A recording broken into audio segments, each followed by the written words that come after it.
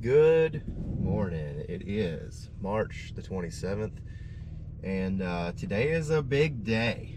All right, I can't fully get into it. It'll be later in this video, but we're headed out to spray a few lawns, put down a little fertilizer. We got a lot of rain coming next week, so couldn't ask for better timing on the first side. It's actually, I genuinely couldn't imagine a better scenario. If we get the rain that they're actually calling for. Today is Friday. That means I can spray my yards. I sprayed some yesterday, Thursday, and the rain is supposed to start Wednesday. So what that does for me is I can spray everything now that I need to spray, mostly spot spraying on some of these, and then the rain will start on Wednesday.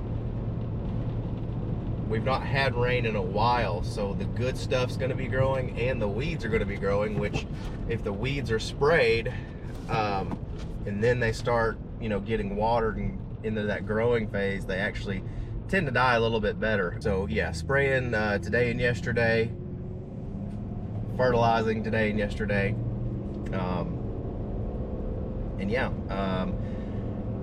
it's so hard not to talk about what's coming later, but I just kind of have to sit with it for now. But I'm having a pretty darn good year. A couple weird things with customers, like where you at, when are you doing my pine straw, when are you doing my mulch. Like, I'm not behind on anything. I had a couple ask me yesterday, when are you doing our pine straw? Because things are blooming a little bit faster than usual right now, I guess. But I told them, I was like, it'll be like this weekend or mid next week. But I mean, this is the same time frame as last year and the year before. So like, I don't know if it's just, if they were just asking, or if it was like, hey, come on, let's go, let's get our pine straw go. You know what I'm saying? I didn't really know how to take it when they asked me that, because it's one of those people that are kind of hard to read. You know what I'm saying? But we do have an employee. I'm trying to get his payroll files right now so that we can get it sent into the CPA and get him on. I really need his help next week. There's just so much to do. I have a big list of things, and I wrote everything out to reorganize myself last night, and it's just, I kept adding and adding, and I was like, oh my god, like, what a year. And here's the thing, like, I thought I was gonna make this like I wanted to do more this year, but I didn't realize I was gonna do this much more. I started asking about fert and weed control, and my 40 customers last year went down to like 30 because of price increases, etc., whatever. But of the 30, I have like 14 of them also now getting fert and weed control. And I've added a few like odds and end yards. Like, there's a couple backyards in an HOA that I don't mow for, but the residents there are responsible for their backyards. So I'm going to be doing a couple of those backyards. And yeah, just weird. Like I had no clue what I was missing in not doing fertilizer and weed control as a more stern option. But regardless, I've got to fill up, get my road snacks for the day, right? And we're gonna go get some fertilizer to throw out. All right, check that out. A little bit of fertilizer, a little slow release going down on some Bermuda. Let's get it done.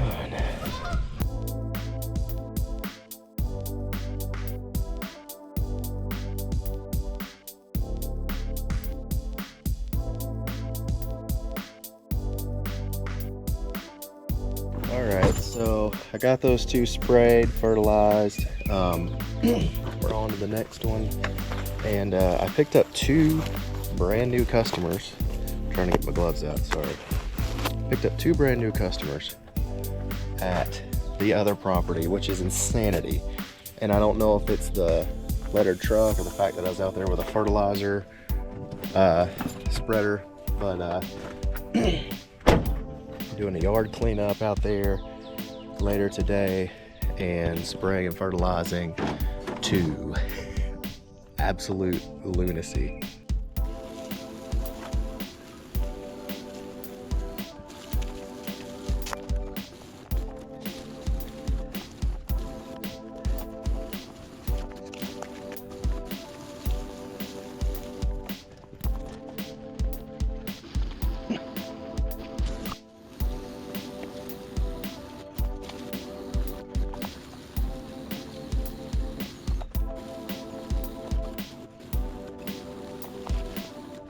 This is where I did that big leaf blowing video, and this is all the leaves.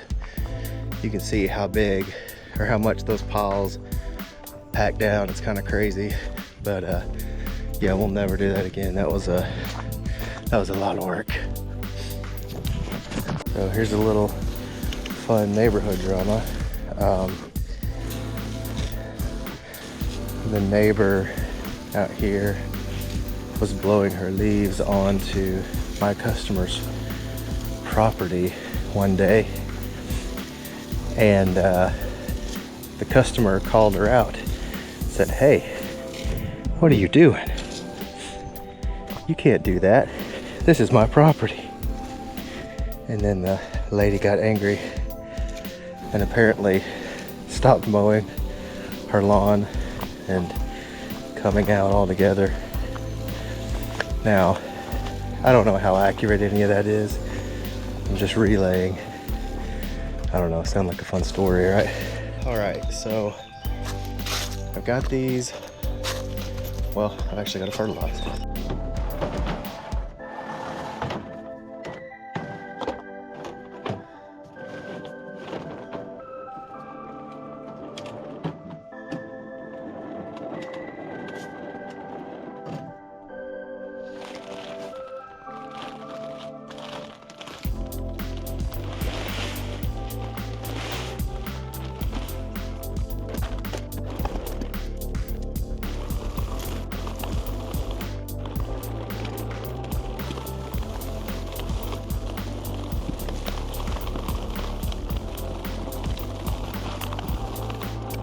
All right, so we got those done.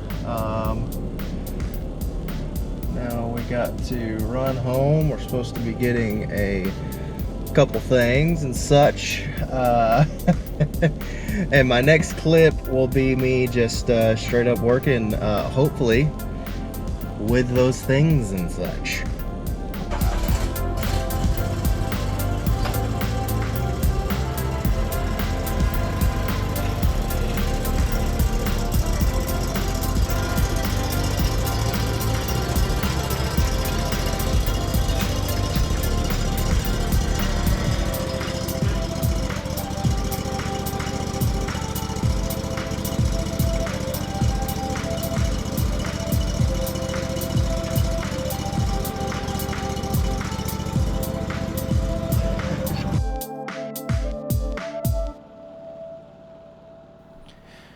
That's right, I got a Ferris Z3.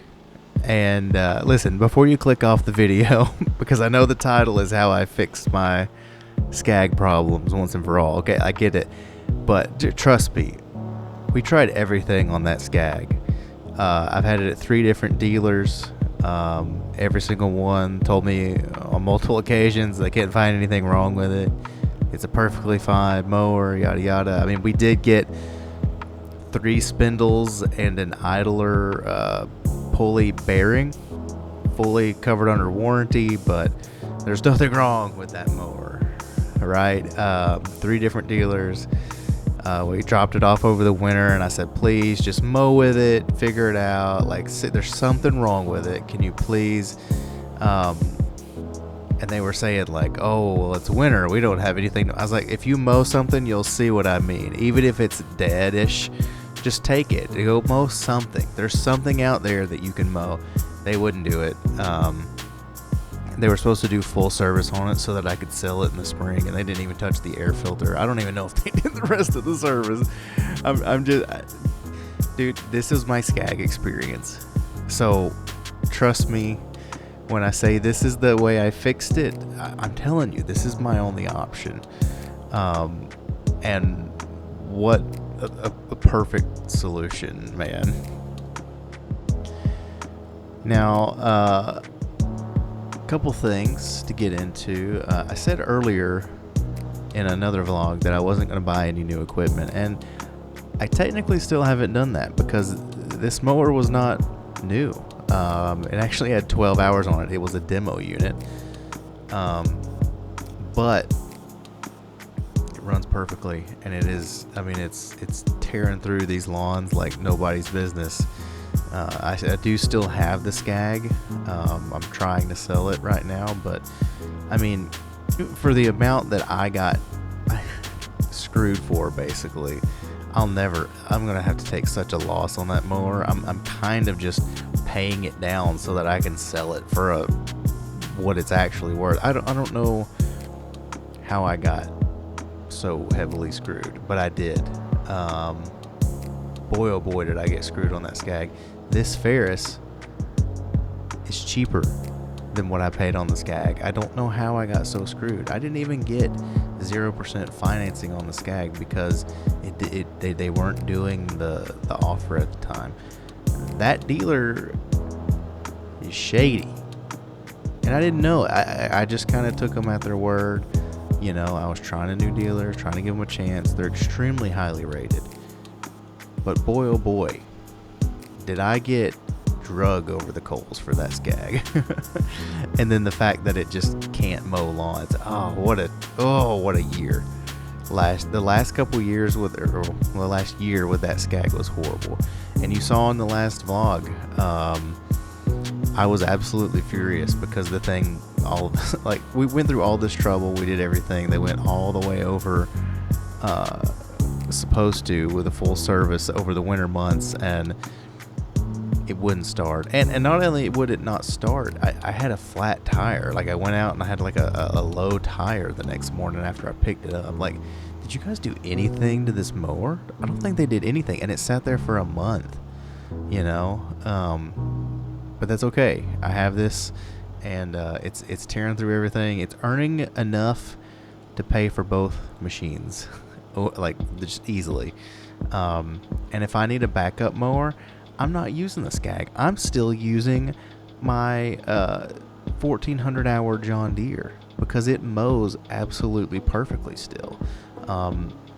Worst case scenario, I would have, if I couldn't have gotten this mower for whatever reason or couldn't find one, I would be using that old John Deere and letting that Scag rot, because that's all it deserves. It's really bad. But this Z2, it's great. It mows wonderfully. You know, the dealer, they seem fine. They seem friendly at the very least. But this is the thing, right? I'm so burnt by dealers that even though these guys did great and they actually delivered, they gave me a phenomenal price on this demo unit. Phenomenal price. And I also got a Pathfinder sprayer rig, but you're not going to see much of that because there's quite a bit of a learning curve, and you know, I'm not going to talk about something that you're not going to see a ton of, right? Maybe in a year or two when I'm really good on it, but that thing is kind of, people in the videos on the Pathfinder, you can kind of see it in the distance there now, but that Pathfinder sprayer is very tricky to use if you've never used one, and people don't really mention that in the reviews, so you might not see that one a lot, so I'm not going to talk about it much more than this. But anyway, the dealer gave me a phenomenal price on both, absolutely phenomenal. And here's the caveat: when I say this mower's cheaper, I financed them both as a combo deal, basically. And the financing on both is cheaper per month than that singular 48-inch Scag. When I tell you I got completely screwed on that Scag, I don't know how I didn't sort of realize it at the moment. You know, I don't know what happened to my brain to not realize that was an atrocious deal for a 48-inch mower. What a mistake, man. And I will never buy another Scag. As much as I even love my Walt Behind Swizzit mower, I'll never buy another Scag. But This one's been great. The dealer was okay, but I'm burnt out on dealers, and they seem fine. They actually delivered it an hour away. They delivered it straight to my door, and they're offering to pick it up anytime I need them to, for service and warranty, etc. I get discounts on Echo equipment from them, so they seem great so far. But they all do, until you really need them for something, so it's like there's still time, But the mower mows great. One thing that kind of has me in that like hesitant, like there's still time mode with this dealer is this deck wasn't set up right. It's actually mowing an inch shorter in this video because I had to go through and reset the deck and everything, but it's dialed in now. But overall, I'm super happy with this mower. It's doing such a good job. I've got almost 60 hours on it now. I got it with 12. I'm trying to use the walk behind to preserve this one a little bit, but yeah, here it is on a new customer's yard, laying some stripes on the dead grass. But I don't know, man. It's been great so far. No complaints yet.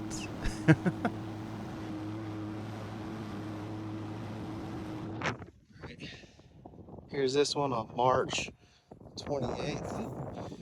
We took her to a crisp, but the Bermuda is growing. That's what all this is here. And we've been in a drought for about 3 weeks. No rain, but the fertilizer's down and we got 4 days on the way.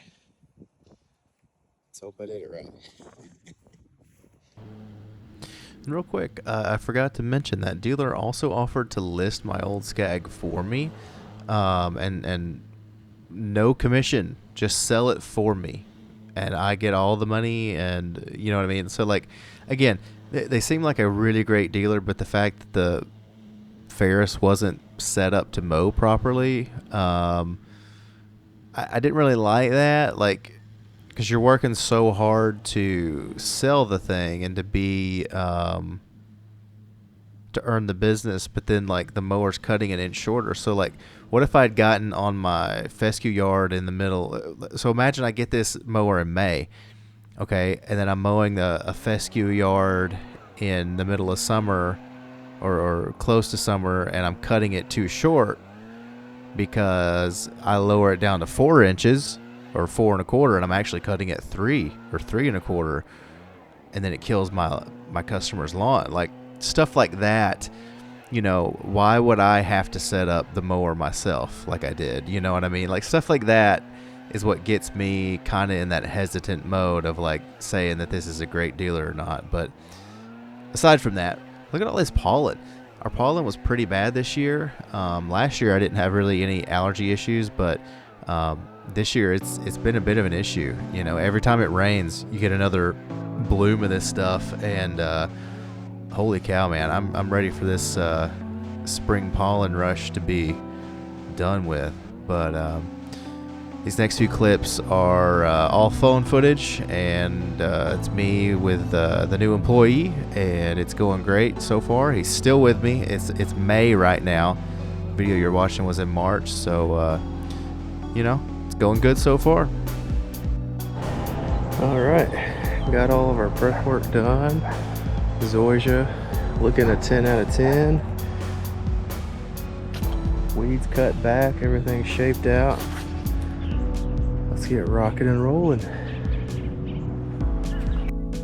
I stand corrected. The clips after this are with the new employee, but this one's a long-time customer. I think this is my first customer that I ever got a long time ago from, I want to say they found me on Google, either Google or Facebook. I can't remember, but they've been a consistent customer every single year. Prepay the season. Fantastic people. Just absolutely everything you want out of a customer. I invited them to my wedding. They were there.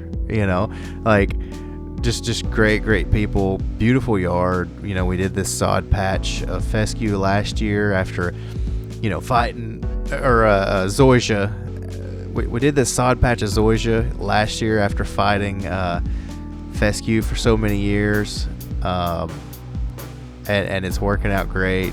You know, again, super nice yard, super fun yard. Look at the azaleas. Just, it's such a great time of year for this yard. I definitely love this one. All right, so here's your before with the classic tuck.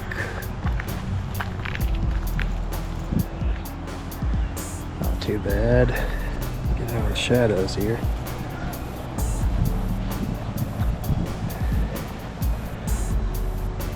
All right, now let's check with the manual pack method.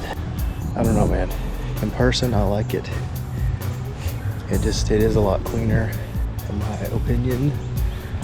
And on the couple of jobs where I've done this, when it does settle down, it doesn't settle down over the lawn. So, you know, is it worth it? It's one of those things that when you're doing it, it doesn't feel worth it. But when you're done and you come back a week later, you're like, oh, that's crisp. And I'll show you some in the probably another vlog, maybe this one. I don't know how I'm editing this stuff down. So, all right, so what a chaotic first 2 months of the year. Crazy February and March, just working.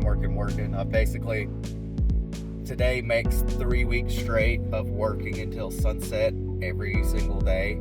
Today's Sunday, the 29th, and it's 6 o'clock and I'm driving home. But even when I get home, I have to get the other truck ready for the new guy. I hired someone finally, and he starts tomorrow, so I got to get the truck ready. So I get home and I'm still working. So it's just chaotic and it's a lot. And you know, I've got 2.25 pretty big landscapes to finish up. And technically I'm ahead on all that, but people, because it's blooming and everything's kind of popping off here weather-wise, people are asking, hey, where are you at? What do you do with my landscape? When is this? When is that? And it's like, we're barely into, like, we're 4 days into spring. Hey, look at that filter. Just did a leaf cleanup on this little guy here. I got Corey in the back blowing out leaves. Did a weird line. Took it to the blower to get blown out. But now I'm covered in dust. Alright. Another overgrown lawn. New guy on the push mower. Not too shabby.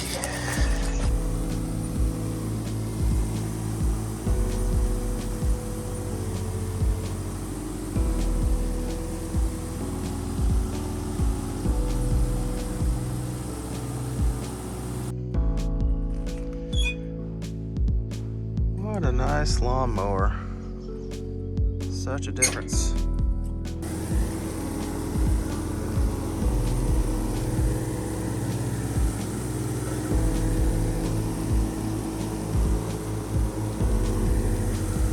Alright, man, that Ferris can mow. It's so much better than the V-Rod. I was having a double cut and triple cut. I did this in one pass down to 2.5 inches. You know, you can see how bumpy, hilly. You know, a couple little scalp spots, little weird spots, but it's gonna happen with a 60-inch. And here's the front centipede, still dormant, but one pass.